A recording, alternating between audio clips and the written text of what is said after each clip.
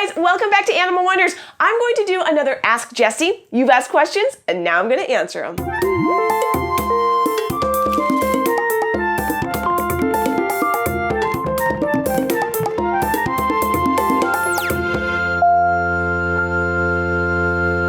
All right, my first question comes from Liz J. I have a question for the next episode of Ask Jessi. I live in Holland and I'm almost 14 now, but when I'm older, I want to do something just like you're doing now. So I was wondering, how do you get people to want your presentations? I mean, there had to be a first time, so how do you get people to know you? Great question. In the very beginning, while we were waiting for our permits to be approved in order to take the animals out to the public in exchange for a fee, we started by giving free presentations at local community events. It was at those events that we met some of our very first clients. They had a great first impression. They enjoyed our honesty, enthusiasm for the animals, and passion for education. The more free public presentations we did, the more people we got to meet and connect with. And we eventually started getting calls and emails requesting us for school programs and birthday parties. Our marketing strategy has always been word of mouth. My biggest tip is not having big and cool exotic animals, it's getting the audience to have an emotional connection with whatever animal you're sharing with them. Next question comes from MPEP12.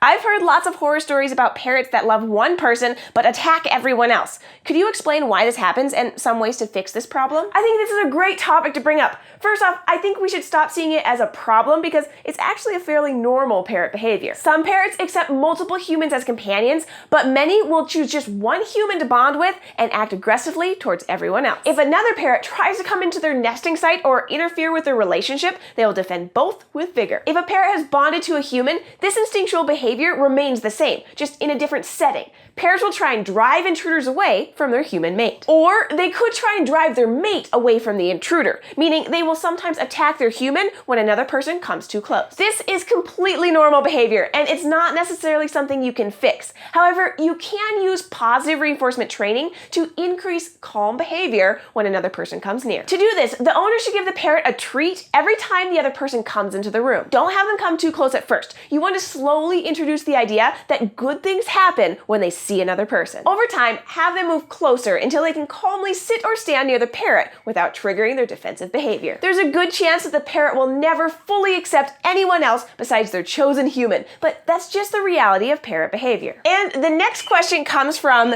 Isabel Donnelly. Have you guys ever had an animal escape? Yes, we have. But it's not something that I'm proud of because it means a mistake was made. We do have backups in place in case someone misses closing a door or locking a lock, and I like to think that every mistake made is an opportunity to make improvement. Two notable animal escapes happened here in the reptile room. I was doing my morning rounds, and I discovered that the door to the corn snake enclosure was completely open. I immediately checked to see if CS was still in her enclosure, and of course she wasn't. So I started checking the rest of the reptile room. Fortunately, when we designed the reptile room, we made sure that we sealed all possible exits, so I knew she was somewhere in the room. Later that day, I found her happily curled up in the dirt of a plant on the top shelf. The other one happened with Daisy, our red-tailed boa. Her enclosure has 2 locks, and they have to be turned at the same time with the key in. The problem was the keys had been left in from the day before when she was cleaned, and she ended up rubbing against one of them, causing it to turn, and one side of the door was ajar. She squeezed her way out and made herself at home behind her heaviest stack of enclosures. She was so content in the tight space that it took 3 days to coax her out. It's important to remember that all of us are going to make many mistakes in our life, and if you work with animals, sometimes your mistakes will involve the animal. We do our absolute best to minimize the chance of a mistake being made by having protocols and schedule. However, we also have backup systems in place that focus on preventing any harm coming to an animal if we do make a mistake. Double barriers, sealed rooms, multiple check-ins throughout the day, and written protocols are all ways to help minimize human errors. And our last question comes from Derek Brimhall. I've seen a lot of your videos and I love animals a lot too. I have one question. What animal is the hardest to take care of and why? I think the hardest animal for us to take care of is probably Kimosabi, the prehensile-tailed porcupine.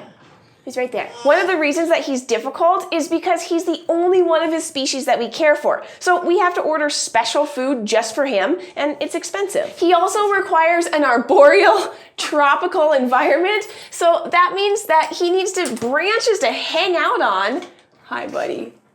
I know. Oh, I know. Tell me about it. Which means that we have to build him a sturdy climbing system so he can hang out in his tree fort. Another thing that makes him difficult to care for is that he's a very active guy and he's awake at night. So we have to provide him a lot of toys and other things to help keep his mind and body stimulated. He also doesn't like to be touched, so all of his care has to be done with his cooperation. And probably the most difficult aspect of Kemosabe's care is his medical needs. Every 3 months, he needs a home visit from our veterinarian to trim down the overgrowth on his incisors. Since he only has one on the top, he can't do it on his own. This requires constant monitoring and also adds to his expense. Kemosabe's all cozied in now and he's gonna go back to sleep. I wanna thank you guys for asking all of your questions. If you have any more questions for me, you can leave them in the comments below. And if you wanna go on an adventure with us every week, subscribe to our YouTube channel, Animal Wonders Montana, and we'll see you next week.